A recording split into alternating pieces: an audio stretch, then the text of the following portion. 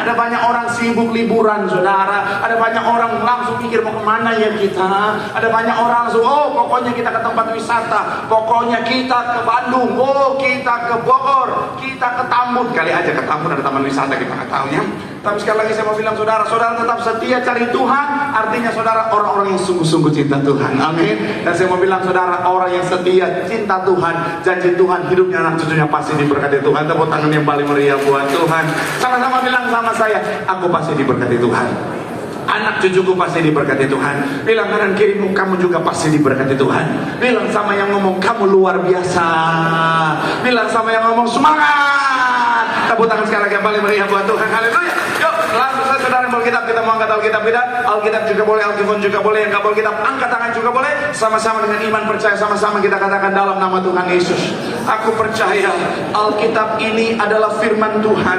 Setiap kata kalimatnya sanggup memberkati aku. Dan hari ini aku pasti diubahkan, aku pasti dipulihkan dalam nama Tuhan Yesus. Sama-sama kita katakan amin. Yuk kita buka Alkitab kita saudara. Yohanes pasal yang ke-20, 24 sampai 29 akan jadi pembahasan kita saudara. Salah satu kisah yang sangat relate dengan apa yang sementara berjalan hari-hari ini saudara. Yohanes pasal yang ke-20 saudara, kita baca 24 sampai 29. Saya 24, saudara 25, kita gantian 29, kita akan baca sama-sama. Yang sudah di sana Yohanes 20, 24 sampai 29 boleh bilang aku diberkati Tuhan. Haleluya. 24 demikian firman Tuhan. Tetapi Thomas, seorang dari ke-12 murid itu yang disebut Didimus, tidak ada bersama-sama dengan mereka ketika Yesus datang ke situ. Jadi sebelumnya Tuhan sudah menampakkan diri kepada murid-murid. 25 silakan.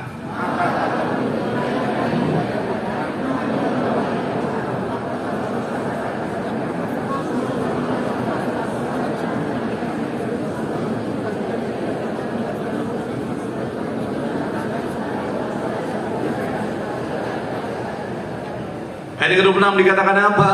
8 hari kemudian murid-murid Yesus berada kembali dalam rumah itu dan Thomas bersama-sama dengan mereka. Sementara pintu-pintu terkunci, Yesus datang dan ia berdiri di tengah-tengah mereka dan berkata, damai sejahtera bagi kamu. 27 silakan.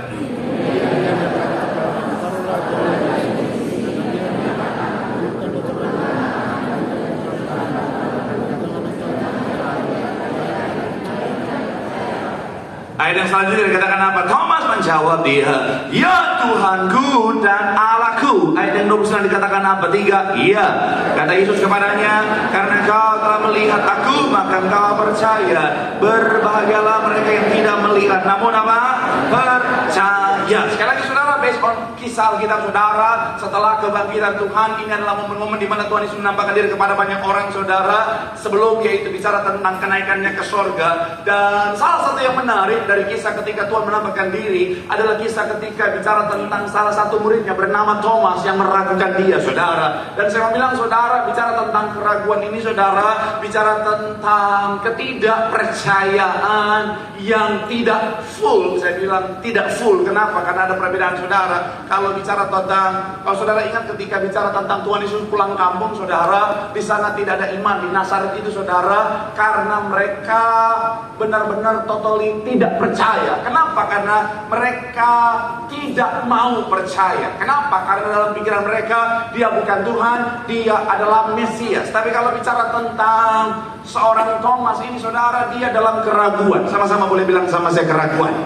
Amin. Apa perbedaannya? Kalau keraguan, tim saya boleh pasti bisa munculin. Kalau keraguan itu saudara, kalau saya bisa analogikan hati kita adalah sebuah lingkaran saudara, itu kita bisa belah dua saudara, dan itu adalah gabungan antara apa? Ada tidak percaya di sana, tapi juga ada percaya di sana saudara. Tinggal presentasi yang berbeda-beda saudara bagi setiap orang. Tapi apa itu keraguan? Keraguan itu memang ada ketidakpercayaan, tapi juga ada kepercayaan di sana saudara. Berbeda dengan orang-orang sekali lagi saudara, ketika Tuhan Yesus pulang kampung, mereka menolak untuk percaya. Jadi mereka totally tidak percaya sama sekali saudara. Tapi kalau Thomas, dia ragu-ragu saudara. Jadi ada kans percaya dalam hatinya, tetapi juga ada ketidakpercayaan dalam hatinya saudara. Dan saya mau bilang saudara, ada banyak orang Kristen hari-hari saudara seringkali bisa ada di level keraguan ini dalam banyak hal dalam kehidupannya. Nah makanya hari ini saya akan ajak saudara untuk sama-sama kita membahas satu tema, adalah bicara tentang yang namanya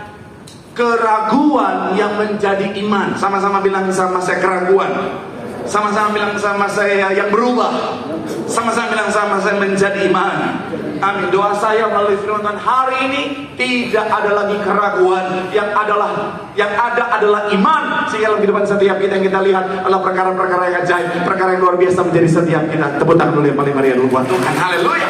So, apa yang bisa kita pelajari saudara dalam kisah Thomas dalam konteks keraguan yang menjadi iman? Yang pertama saya mencatat di sini saudara adalah bicara tentang ritualitas tidak menjamin spiritualitas. Sama-sama bilang sama saya ritualitas. Sama-sama bilang sama saya tidak menjamin. Sama-sama bilang sama saya spiritualitas. Kita buka Matius 10, 1-4. Saudara boleh cek Alkitabnya. Matius pasalnya yang ke-10. Kita akan baca saudara. Saya 1, saudara 2. Kita baca 4 sama-sama saudara. Matius pasalnya yang ke-10 ayat 1-4. Kita spesifik saja saudara. Kita baca ayat 1 langsung ayat 3 kalau gitu saudara. Yuk kita baca dulu ayat yang pertama. Yang sudah di sana boleh bilang aku diberkati Tuhan.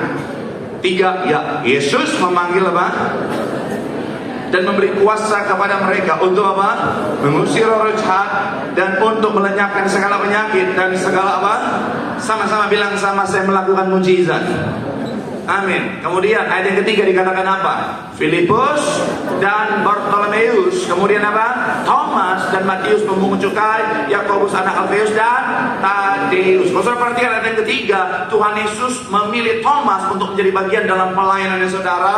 Dan kurang lebih 3 tahun lebih saudara, Thomas bersama-sama dengan Tuhan Yesus dalam apa saudara? Dalam banyak pelayanan, dalam banyak kegiatan ibadah, dalam banyak bicara tentang apa saudara? Pengajaran firman. Artinya apa? Thomas juga dengar firman. Bahkan Thomas dianugerahkan kuasa juga bersama dengan murid-murid yang lain untuk apa? Melakukan mujizat saudara. Artinya apa? Saya mau bilang saudara, Thomas ini saudara ibarat gereja hari-hari saudara. Dia salah satu pendeta, dia salah satu hamba Tuhan saudara.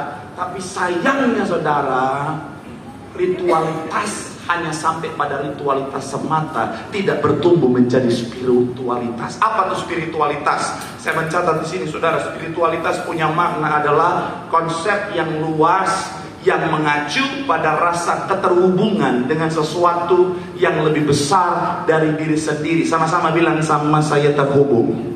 Sama-sama bilang sama saya hubungan. Amin. Saya mau bilang sekali lagi saudara, jadi bicara tentang yang namanya spiritualitas ternyata tidak benar-benar tumbuh dalam kehidupan seorang Thomas ini saudara. Korelasinya dengan hari-hari saudara, ada banyak orang Kristen rajin ke gereja, ada banyak orang Kristen rajin ibadah, ada banyak orang Kristen rajin perjamuan kudus, ada banyak orang Kristen rajin bicara firman Tuhan, rajin baca firman Tuhan, bahkan dia hafal dari Kejadian sampai Wahyu saudara. Bahkan nama-nama kota di peta dia hafal semua saudara. Bahkan struktur organisasi lembaga Alkitab Indonesia dia hafal semua saudara. Bahkan sampai tukang parkir depan lembaga Alkitab Indonesia dia tahu saudara. Tapi mohon maaf, spiritualitasnya tidak bertumbuh saudara. Tujuan kita ritualitas ini saudara adalah supaya spiritualitas kita bertumbuh. Amin. Tujuan supaya saudara dan saya arti ini, tujuan kita berdoa, tujuan kita baca firman, supaya spiritualitas kita mengalami pertumbuhan saudara, supaya kita semakin mengalami keintiman dengan Tuhan saudara. Tetapi kalau tidak mencapai keintiman dengan Tuhan, maka spiritualitas tidak tercapai. Sekali lagi, hanya menjadi ritualitas saja. Saya mau bilang saudara, akhirnya yang ada kebosanan. Ujung-ujungnya adalah apa saudara? Yang ada adalah itu tadi, kemunduran saudara. Saudara pernah lihat ada orang-orang yang udah malas ke gereja, udah malas ibadah, udah malas baca Alkitab sekarang, udah malas saat teduh sekarang. Kenapa? Karena seringkali mereka nggak mengalami pertumbuhan secara spiritualitas. Karena orang yang ngalamin pertumbuhan spiritualitas, kedekatan dengan Tuhan, ketika dia nyembah, spiritualitasnya bertumbuh, dia mengalami kedekatan dengan Tuhan. Saya mau bilang saudara, saya bisa bilang ketagihan saudara. Kenapa? Karena kita bisa merasakan sorga di bumi ini saudara. Kemarin makanya ada salah satu video saya yang sangat viral saudara. Mereka membanding-bandingkan tentang sorga Kristen dan sorga di luar Kristen saudara. Dan ketika statement saya bilang Sorga Kristen itu saudara nggak ada kegiatan apa-apa selain daripada memuji menyembah nama Tuhan. Iya kan? Di sorga kita itu saudara, apa sih yang terjadi? Kita duduk, kita nyembah Tuhan, kita memuji Tuhan sepanjang masa. Mungkin kesannya boring, kesannya kok kayaknya nggak menyenangkan ya. Nggak ada PlayStation di sorga. Nggak ada. Nggak ada konser boyband Korea di sorga, nggak ada. Yang ada konser malaikat sorga, kita memuji menyembah nama Tuhan. Tetapi sekali lagi saya mau bilang saudara, itulah kepuasan yang sejati. Kenapa? Karena keintiman kita dengan Tuhan, kedekatan kita dengan Tuhan membawa damai yang paling luar biasa. Tepuk tangan dulu yang paling meriah buat Tuhan. Dan saya mau bilang saudara, itulah yang harusnya membuat kita semakin hari semakin intim dengan Tuhan, semakin ingin dekat dengan Tuhan saudara. Tapi kalau itu nggak kita dapatkan, ada banyak orang akhirnya apa saudara? Boring, malas-malasan. Maka sekali lagi saya mau bilang saudara, pastikan apa saudara? Spiritualitas kita bertumbuh. Artinya apa? Kedekatan kita dengan Tuhan ngalamin pertumbuhan saudara. Amin. Karena inilah yang paling penting. Karena jangankan jemaat, even hamba Tuhan, kalau nggak punya kedekatan dengan Tuhan akan rasa kekosongan. Even pelayan-pelayan di mimbar saudara, kalau mereka nggak ngalami pertumbuhan spiritualitas, saya mau bilang saudara, ini hanya jadi rutinitas semata saudara. Dan akhirnya ujung-ujungnya ada kekosongan di sana saudara. Yang Tuhan mau kita ngalami pertumbuhan spiritualitas, semakin dekat dengan Tuhan. Disitulah hal-hal luar biasa pasti terjadi. Tepuk tangan dulu yang paling meriah buat Tuhan. Bilang sama kanan kiri, jangan cuma rutinitas. Bilang sama yang ngomong, kita harus ngalamin Tuhan. Bilang sama yang ngomong, kamu juga. Tepuk tangan dulu yang paling meriah buat Tuhan. Haleluya. Yang kedua saudara, yang kedua, apa pelajaran berharga dari kisah Thomas? Yang kedua adalah Tuhan menyediakan segala yang dibutuhkan untuk percaya. Sama-sama bilang sama saya, Tuhan menyediakan. Sama-sama bilang sama saya, segala yang dibutuhkan. Sama-sama bilang sama saya, untuk percaya. Sama-sama bilang sama saya, untuk beriman. Amin. Kita lihat 27 sampai 28 saudara. Ayat 27 sampai ayat 28 saudara. Sama-sama kita baca. Masih dari dalam Yohanes 20 saudara. Kita baca ayat 27 sampai 28. Yang sudah di sana boleh bilang, aku diberkati Tuhan. 3, ya. Kemudian ia berkata kepada Thomas, taruhlah jarimu di sini dan ulurkanlah tanganmu dan apa? Dan jangan apa? Engkau tidak percaya lagi, melainkan apa? Percaya. Ayat 28 dikatakan apa? Thomas menjawab dia, ya Tuhanku dan Allahku. Thomas ngalamin yang namanya keraguan saudara. Hatinya ada percaya, ada tidak percaya di sana saudara. Tapi yang menarik adalah apa? Tuhan datang menjumpai dia dengan harapan untuk apa? Supaya dia percaya. Tuhan sediakan segalanya sampai Tuhan bilang apa? Nih Thomas, tusuk. Kalau saya jadi Tuhan, mau nemani ini ada lu nggak banyak tusuk. Puji Tuhan, Tuhan bukan saya. Saya percaya Tuhan dengan kasihnya. Thomas, tusukkanlah. Kalau Tuhan ada darah amun watak terhadap bapakmu, Tuhan nolong. Sebelum lu tusuk lu dulu. Udah menerintang wanita salib lu. Tapi yang menarik, Tuhan datang dengan kasihnya dan menyediakan. Sama-sama bilang sama saya, menyediakan segala yang dibutuhkan untuk Thomas percaya. Buat kita, kalau nggak percaya, kalau nggak beriman, udah keterlaluan sudah. Gereja kita Tuhan anugerahkan banyak mujizat. Gereja kita Tuhan perintahkan gembala sidang, kita kembalikan kuasa di akhir zaman. Makanya ada banyak orang terima berkat, terima apa boleh, terima mujizat. Kalau kita masih nggak percaya, udah keterlaluan saudara. Bayi dalam kandungan aja yang sudah, mohon maaf, sudah divonis dokter sudah meninggal, bangkit lagi saudara. Ada orang, mohon maaf saudara, dokter bilang udah kanker stadium akhir, bisa sembuh. Ada banyak orang yang sekali lagi saudara, dokter udah bilang no hope, bisa banget, bisa sembuh lagi. Akhirnya saudara bisa bangkit dari tempat tidur yang tadinya udah koma, udah nggak berdaya. Kalau kita masih nggak percaya, udah keterlaluan saudara. Tuhan sudah sediakan segalanya.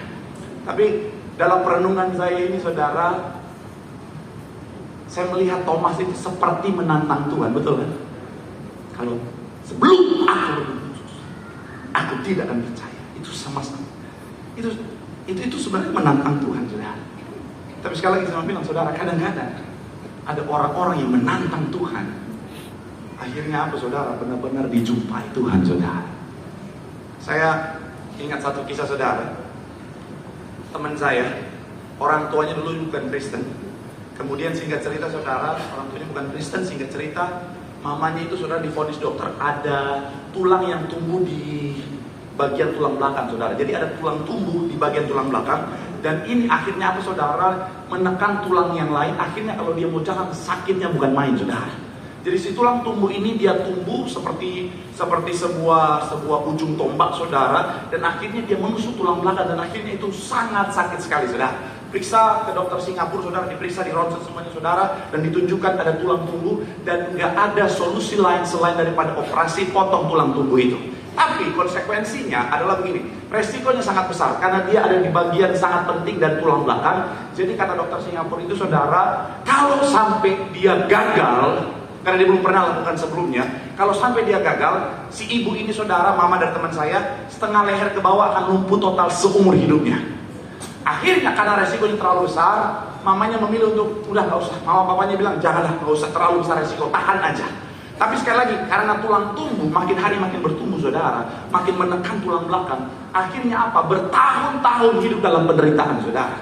Setiap kali mau gerak, setiap kali mau jalan, setiap kali even mau tidur, menderitanya bukan main saudara. Akhirnya singkat cerita, dalam penderitaan itu mamanya udah nggak bisa beraktivitas lagi saudara. Akhirnya ada teman mamanya yang anak Tuhan, orang Kristen, sering datang ke rumahnya untuk mendoakan mamanya. Akhirnya cerita tentang kebaikan Tuhan, cerita tentang mujizat-mujizat yang Tuhan Yesus bisa lakukan di dalam kehidupan anak-anak Tuhan hari-hari ini saudara.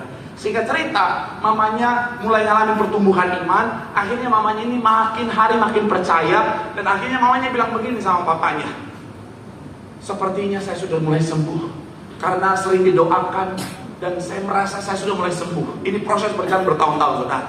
Sepertinya saya sudah mulai sembuh karena Tuhan Yesus itu sanggup menyembuhkan, katanya saudara. Akhirnya singkat cerita saudara, papanya nggak percaya, karena sekali lagi bukan orang percaya, dia bukan orang Kristen, dia nggak percaya. Akhirnya si papanya bilang sama mamanya begini, kalau Yesus lu itu bisa sembuhkan lu, gue percaya dia.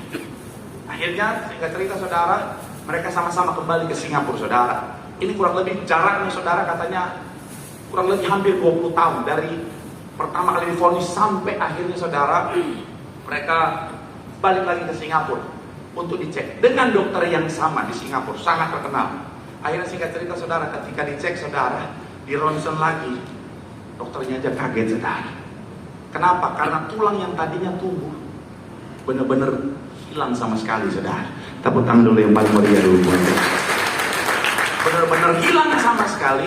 Kemudian singkat cerita begini saudara, si dokter ini juga bukan orang percaya, dia bukan orang Kristen saudara. Tapi si dokter ini bilang sama si keluarga ini, ditanya, kalian Kristen ya? Jadi kan ditunjukin kan fotonya kan, foto before and after saudara. Akhirnya si dokternya tanya, kalian Kristen ya? Mamanya bilang, ya cuma saya yang Kristen. Kenapa? Dokter ini bilang begini, karena sepanjang perjalanan karirnya sebagai seorang dokter, yang ngalamin seperti ini cuma orang Kristen. Yang ngalamin seperti mujizat seperti ini. Kesaksiannya saat itu papanya langsung nangis, terima Tuhan Yesus, anaknya jadi hamba Tuhan. Tepuk tangan dulu yang paling meriah jatuh. Kadang-kadang Tuhan tuh kayak gitu saudara. Tuhan kadang-kadang saudara, ketika kita ragu di mana, Tuhan hadir di sana. Dan akhirnya apa? Untuk supaya kita beriman di sana. Satu kesaksian saya, bukan untuk ditiru, tapi ini kesaksian saya saudara. Ketika saya lagi tulis khotbah ini, saya ingat saudara, dulu waktu saya masih awal-awal mula pelayanan, jujur, ada saat dimana saudara saya ngalamin keraguan. Saya bilang, Tuhan, mau lanjut pelayanan gak nih ya? Awal-awal, akhirnya waktu itu saudara saya izin pelayanan, waktu awal-awal mula pelayanan, saya cari sebuah gereja kecil di daerah Atrium Senen saudara untuk ibadah di sana lebih. Saya izin pelayanan, saya dalam keraguan, belum jadi pendeta, masih awal-awal mula pelayanan saudara. Saya ragu saudara, akhirnya saya ibadah di satu gereja kecil di Atrium saudara, isi nggak sampai 30 orang jemaatnya. Saya duduk ibadah. Habis itu setelah firman saudara, lagi doa, saya bilang gini sama Tuhan. Jadi dalam ibadah saya dengar pendeta khotbah, tapi pikiran saya nggak ke pendeta. Ada banyak jemaat itu kan, pendeta khotbah, wajahnya lihat pendeta, pikirannya nggak ke pendeta.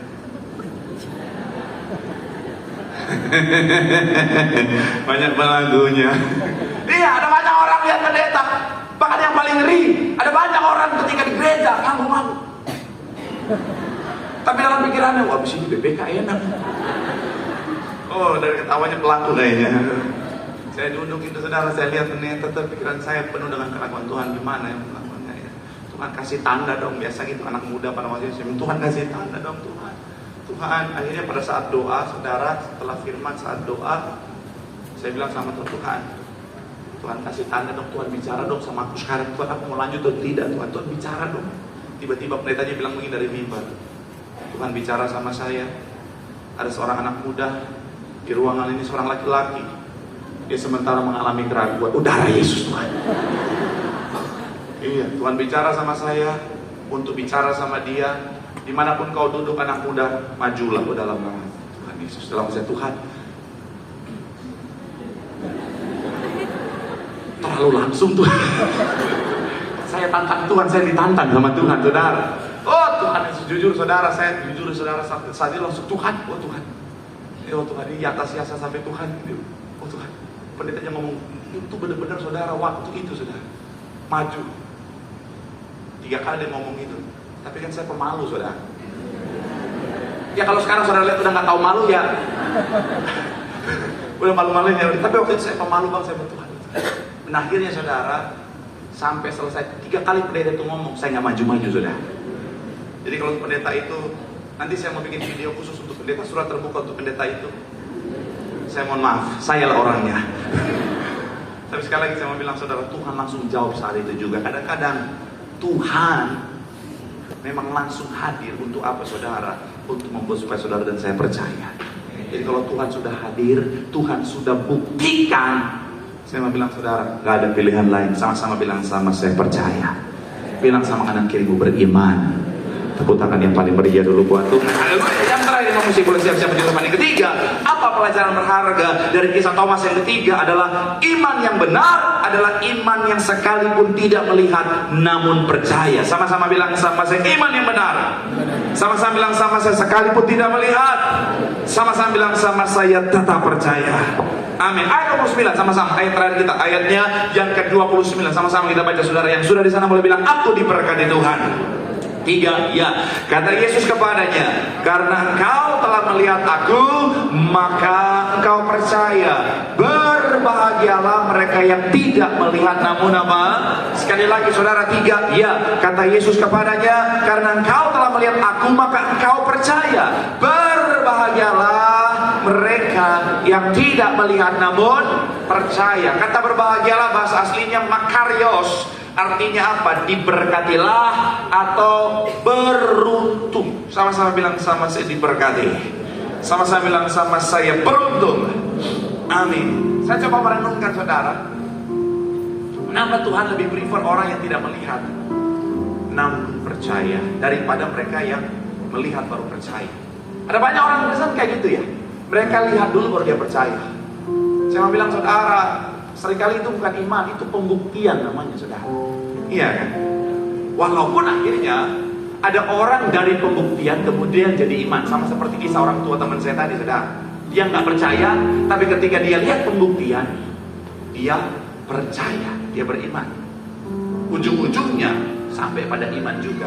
Tapi kenapa Tuhan bilang berbahagialah atau bahasa aslinya makarios atau beruntunglah mereka yang tidak melihat atau percaya? Saya coba renungkan Tuhan, kalau ujung-ujungnya iman apa bedanya? Yang Tuhan tahu di hati saya, bicara tentang kualitas. Sama-sama bilang sama saya, kualitas.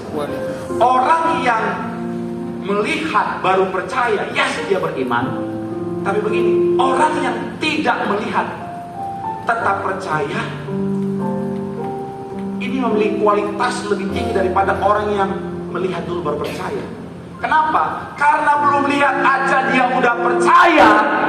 Apalagi ketika dia udah lihat, makin percaya luar biasa. Makanya seringkali Tuhan kadang-kadang hadir dalam kehidupan setiap kita untuk menumbuhkan iman kita. Tuhan pakai cara pembuktian. Ada saat dimana Tuhan pakai cara sengaja Tuhan gak kasih kita melihat segala sesuatu yang kita harapkan, yang kita doakan, yang kita imani, supaya Tuhan mau kasih kesempatan iman kita ngalamin pertumbuhan. Kadang-kadang saudara minta mujizat, saudara minta kesembuhan, Tuhan gak kasih titik sedikit pun tanda-tanda untuk melihat mujizat itu akan terjadi, supaya iman mau bertumbuh di sana. Saudara berdoa minta pertolongan, kadang-kadang Tuhan kasih, sepertinya gak ada pertolongan sama sekali. Karena Tuhan mau imanmu bertumbuh di sana. Ada seorang ibu yang saya layani, saudara, hari-hari ini saudara lagi dalam proses. Setiap 1 sampai 2 kali seminggu dia telepon saya dengan air mata.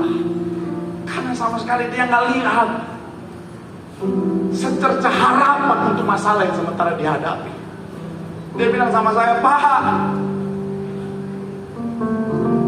sama sekali gak ada tanda-tanda Pak saya akan menang Pak.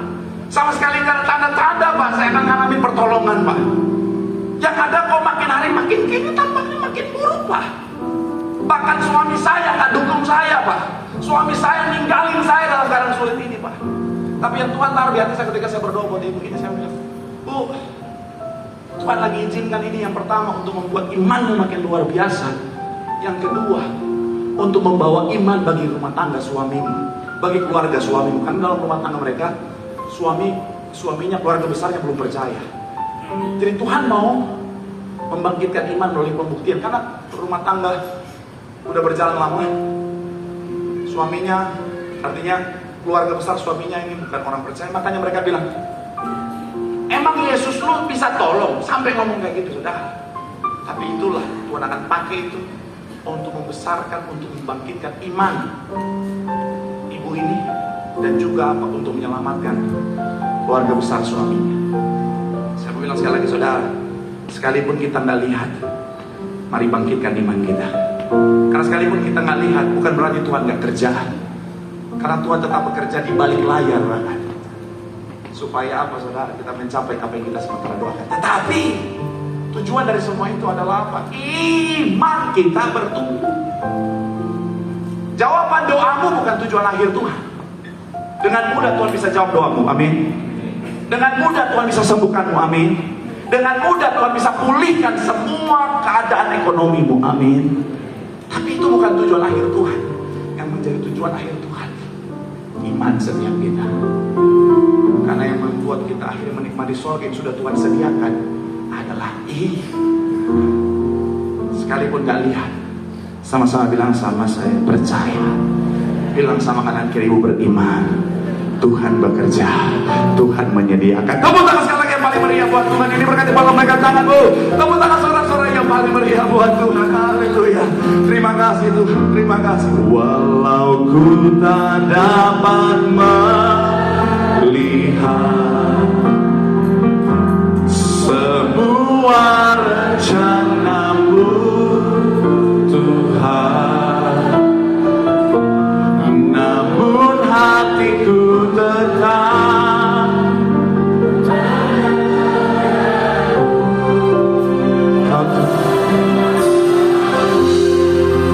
walaupun ku tak dapat berharap, walau ku